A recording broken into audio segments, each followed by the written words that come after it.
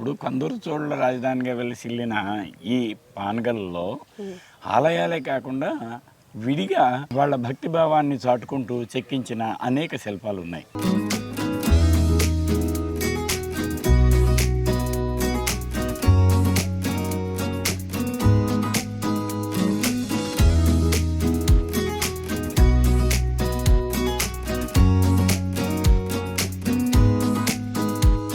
ఇబ్రహీం కులీ కుతుబ్ షా సంబంధించినటువంటి వాళ్ళ శాసనాలు కూడా ఇక్కడ ఉన్నాయి. ఇదిగో అది ఇదే శాసనం. ఈ శాసనం ముందు అక్కడ ఉదయ సముద్రం అని ఒకటి ఉంది, పేద చెరువు. ఆ చెరువు కట్ట మీద ఉండేది. అయితే దానికి భద్రత లేదన్న ఉద్దేశంతో తీసుకొచ్చి ఇక్కడ భద్రపరిచాం మ్యూజియంలో.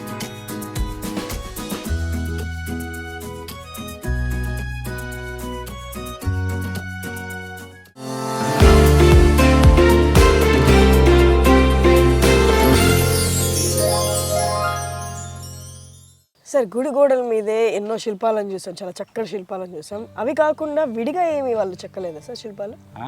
చెక్కే. ఇప్పుడు కందూరు చోళుల రాజధానిగా వెలిసిల్లిన ఈ పానగల్లో ఆలయాలే కాకుండా విడిగా వాళ్ళ భక్తిభావాన్ని చాటుకుంటూ చెక్కించిన అనేక శిల్పాలు ఉన్నాయి. ఆ శిల్పాలన్నీ కూడా ఈ ఆలయం పక్కన ఉన్నటువంటి పానగల్ మ్యూజియంలో భద్రపరచబడ్డాయి. కొన్ని మ్యూజియం లోపల, మరికొన్ని 6 బయలు ప్రదర్శనశాల అంటాం మనం, ఓపెన్ ఎయిర్ మ్యూజియం. ఎంత ఆహ్లాదకరమైనటువంటి మ్యూజియం అంటే అది ప్రతి శిల్పాన్ని చూడవచ్చు. దాదాపుగా 100కు పైగా అటు 10వ శతాబ్దం నుంచి 17వ శతాబ్దం వరకు మధ్యకాలానికి చెందినటువంటి అనేక మత శాఖలకు సంబంధించిన శిల్పాలు ఉన్నాయి. వాటిల్లో ఉదాహరణకు మహిషాసురమర్దిని, గణేశ, సప్తమాతలు, కుమారస్వామి, విష్ణు, చెన్నకేశవ, శివలింగం, ఇంకా దిక్పాలకులు, సురసుందరులు, వీరగల్లులు ఒకటేమిటి, వీటితో పాటు అద్భుతమైనటువంటి శాసనాలు కూడా ఇక్కడ ఉన్నాయి. చూద్దామా సార్? మనం ఇందాక అనుకున్నట్టుగా శిల్పాలతో పాటు శాసనాలు కూడా ఉన్నాయి. శాసనాలు అంటే చిన్నవి కాదు, ఎంత పెద్ద శాసనం చూడండి. ఇది కందూరు చోళుల కాలం నాటి శాసనం అన్నమాట. సదరంగా చేసుకొని దాన్ని పాలిష్ పెట్టి దాని మీద అక్షరాలు రాసి ఆ అక్షరాలను పొందిగ్గా చెక్కి శాశ్వతంగా ఆ శాసనంలో ఆ రాజు ఇచ్చిన దానాన్ని అందరికీ తెలియజేశారు. ఈ శాసనం మీద ఇక్కడికి వచ్చేసిన తర్వాత మనకి పైన దేవతల బొమ్మలు, ఈ పక్కనే సూర్యచంద్రులు ఇద్దరు ఉంటారు. ఈ సూర్యచంద్రులు ఎందుకు? మేము ఇచ్చినటువంటి దానం ఆ చంద్రార్కం కొనసాగాలి. ఆ చంద్రుడు అర్క అంటే సూర్యుడు, సూర్యచంద్రులంత వరకు ఈ దానం అమలు జరగాలి. ఇది ఎవరు దీన్ని భంగం చేయకూడదు అని ఒక చక్కటి సందేశం. ప్రతి శాసనం మీద సూర్యచంద్రులకి అర్థం అదేనా సార్? అదే. ఇది అంతా తెలుగులోనే ఉందా సార్? ఏ లిపి సార్ ఇది? అప్పటి తెలుగు కన్నడ అంటాం మనం. ఇంకొక 100 ఏళ్ళు పోయిన తర్వాత తెలుగు విడిపోయింది, కన్నడ విడిపోయింది. అప్పటి వరకు మనకు 2 ఉంది కలిపి. ఎందుకు ఉంది అంటే 6-7 శతాబ్దాల్లో బాదామి చాళుక్యులు, ఆ తర్వాత వచ్చిన 9వ శతాబ్దం నుంచి వచ్చినటువంటి కళ్యాణి చాళుక్యులు, వాళ్ళంతా కన్నడం నుంచి ఇక్కడికి వచ్చారు కాబట్టి వాళ్ళ భాషే ఇక్కడ అమల్లో జరిగింది, వాళ్ళ రాతే ఇక్కడ ఆచరించబడింది. కాబట్టి దాన్ని తెలుగు కన్నడ అని అంటాం మనం. అది 13వ శతాబ్దం కాకతీయ కాలం నుంచి తెలుగుగాను కన్నడంగాను విడిపోయింది. అప్పుడు ఉన్నదాన్ని తెలుగు కన్నడ అంటారు. తెలుగు కన్నడ. సార్, ఇక్కడ మనం చూస్తే చాలా శాసనాలు కనిపిస్తున్నాయి సార్. వీటన్నిటిలో ఏదైనా ముఖ్యంగా సమాచారం ఇచ్చేది ఏదైనా ఇంపార్టెన్స్ ఉందా సార్? అంటే ఇక్కడ ఉన్న శాసనాలు కళ్యాణి చాళుక్యులు, ఆ తర్వాత కందూరు చోళులు, కాకతీయ శాసనాలు ఉన్నాయి. వీటితో పాటు మనకు ఇబ్రహీం కులీ కుతుబ్ షా సంబంధించినటువంటి వాళ్ళ శాసనాలు కూడా ఇక్కడ ఉన్నాయి. ఒకటి అంటే మీకు ఇబ్రహీం కులీ కుతుబ్ షా కాలం నాటి ఒక ద్విభాషా శాసనం కూడా పానగల్లో దొరికింది. ఇదిగో అది ఇదే శాసనం. ఈ శాసనం ముందు అక్కడ ఉదయ సముద్రం అని ఒకటి ఉంది, పేద చెరువు. ఆ చెరువు కట్ట మీద ఉండేది. అయితే దానికి భద్రత లేదన్న ఉద్దేశంతో తీసుకొచ్చి ఇక్కడ భద్రపరిచాం మ్యూజియంలో. దీంట్లో ఏమైంది అంటే మనకు పారసీలో ఉంది, దాని భావం మళ్ళీ తెలుగులో ఉంది. తెలుగులో ఏముంది ఇక్కడ? మునుపెప్పుడు ఆ మూసీ నదికి నమిలే అనే ఊరి దగ్గర, అది ఇప్పుడు ప్రస్తుతం మీకు వల్గొండ ఆ ప్రాంతంలో ఉంది, నమిలే అనే ఇప్పుడు కూడా అదే పేరు. అదే పేరుతో ఉంది. అక్కడ మూసేటి కాలువ అంటారు. మూసి ఏటి కాలువ. మూసేటికి కతువు కట్టారంట. కతువు అంటే డ్యామ్. డ్యామ్ కడితే ఆ డ్యామ్ కిలమైపోయిందంట, అంటే చెడిపోయింది. చెడిపోతే అప్పటి నీళ్లు ఇక్కడ దాకా వచ్చాయట. ఆ నీళ్లు అక్కడి నుంచి ఫెడరల్ ఛానల్లో ఉన్నప్పుడు ఆ నీళ్లు వచ్చినప్పుడు మధ్యలో కత్తువ పూడిపోతే నీళ్లు రావట్లా. ఇబ్రహీం కుతుబ్ షాకి బాగా కావాల్సిన వాడు రహమతుల్లా అనేవాడు ఈ ప్రాంతాన్ని పరిపాలిస్తున్నాడు. అతను అయ్యా నాకు ఇబ్రహీం కుతుబ్ షా నాకు ఎంతో చేశాడు, ఆయనకి పుణ్యంగా నేను ఇదిగో ఈ పూడిపోయిన నమిలే కాలువని మళ్ళీ అక్కడి నుంచి ఇక్కడికి తీస్తున్నాను. దాని నుంచి నీళ్లు ఇక్కడికి వస్తాయి, ఈ పానగల చెరువుకి. ఇక్కడి నుంచి కృష్ణానది వరకు పోతాయి అన్నాడు. మాటలు కాదు, చూసారా? అంటే ఫేడర్ చెరువులన్నిటికీ నీటిని అందించేటువంటి శాసనం ఇది, మామూలు శాసనం కాదు. దీన్నే ఇటీవల ప్రభుత్వాలు కూడా కృష్ణా నది నుంచి నీరు తీసుకొచ్చి ఉదయ సముద్రానికి ఎక్కించి దీని నుంచి చుట్టుపక్కల ఉన్న చెరువులకు అందిస్తున్నారు. ఇప్పుడు ఉల్టా అయింది. అయితే ఉద్దేశం అది ప్రజలకు నీరు అందించాలి. స్వస్తి శ్రీ జయాభ్యుదయ శాలివాహన శక వర్షంబులు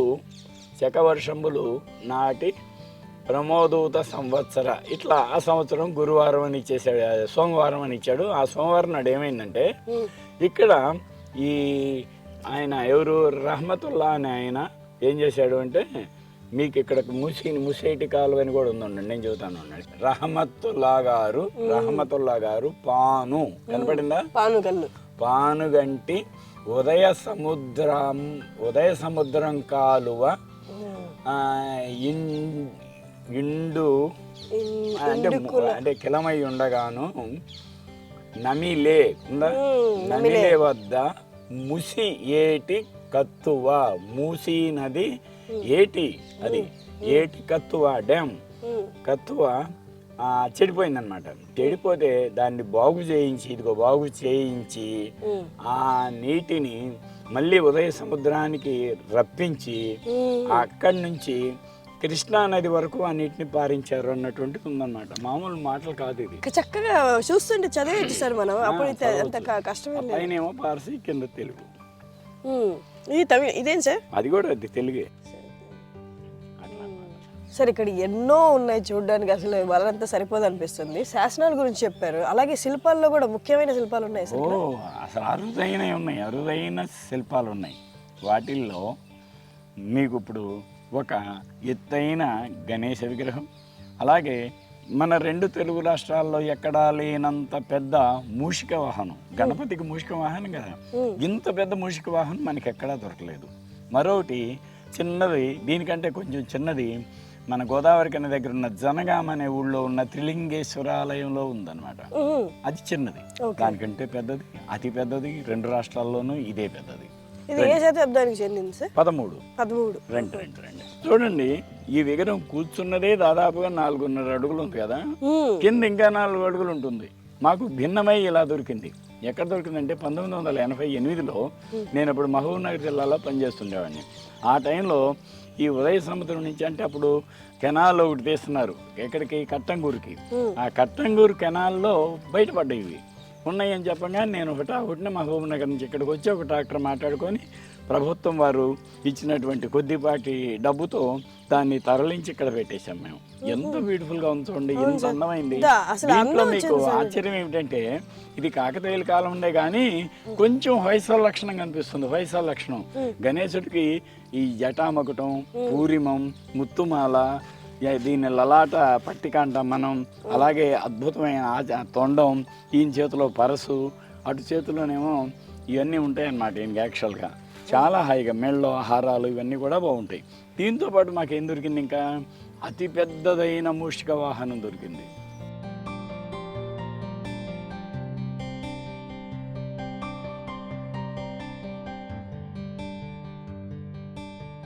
ఈ గణేష్తో పాటు అతిపెద్ద మూషిక వాహనం కూడా దొరికింది.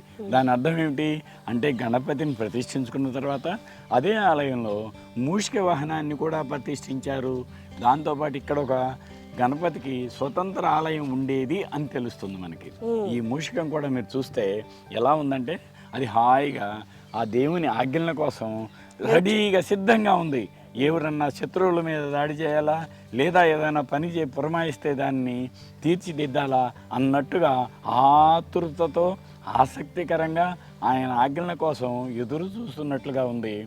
ఆయనకి ఎన్ని ఆభరణాలు ఉన్నాయో తన వాహనానికి కూడా మనం చూస్తే మెడలో ఒక చైను, గంటల పట్టెడ, మళ్ళీ తన శరీరం మీద ఒక చక్కటి చుట్టూ గంటలు, ముత్యాల పట్టెడ, ఆ తర్వాత నడుముకి పైనుంచి కింద వరకు కట్టినటువంటి అద్భుతమైన హారం, నవరత్న ఖచ్చితమైన హారం కూడా ఉంది. అదిగో ఆ ఎలుక కాళ్ళు, గోర్లు బాగుంది. అది చక్కటి పనితనం అన్నమాట.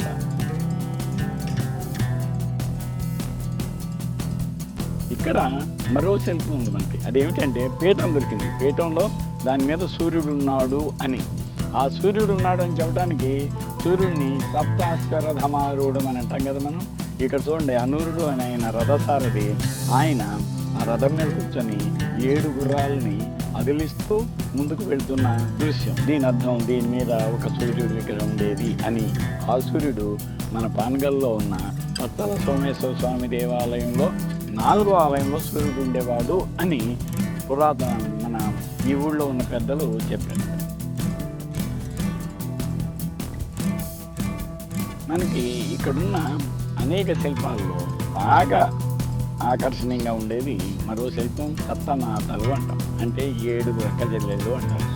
ఈ 7 రెక్క జల్లెళ్ళ గురించి మనకు దేవీ పురాణంలో అద్భుతమైనటువంటి వివరణలు ఉన్నాయి. అదేమిటి అంటే, ఒక రాక్షసుని సంహరించడానికి ఒక శక్తి యొక్క బలం సరిపోక అందరూ ప్రధాన దేవతలు తమ భార్యలకు వారి శక్తులను ఇస్తే వాళ్ళంతా కూడా ఆ రాక్షసుని సంహరించడానికి ఉద్యుక్తులయ్యారు అని అప్పటి నుంచి 7 రెక్క జల్లెళ్ళు అన్న పేరు మీద తెలుగులో ఇక్కడ పూజ చేయటం ప్రారంభమైంది. ఇవి మనకి చాళుక్యుల కాలం నుంచి ఉన్నాయి. ఇక్కడ మనం చూస్తున్నటువంటి ఈ సప్తమాతల్లో 7 ఖచ్చితంగా ఉన్నారు.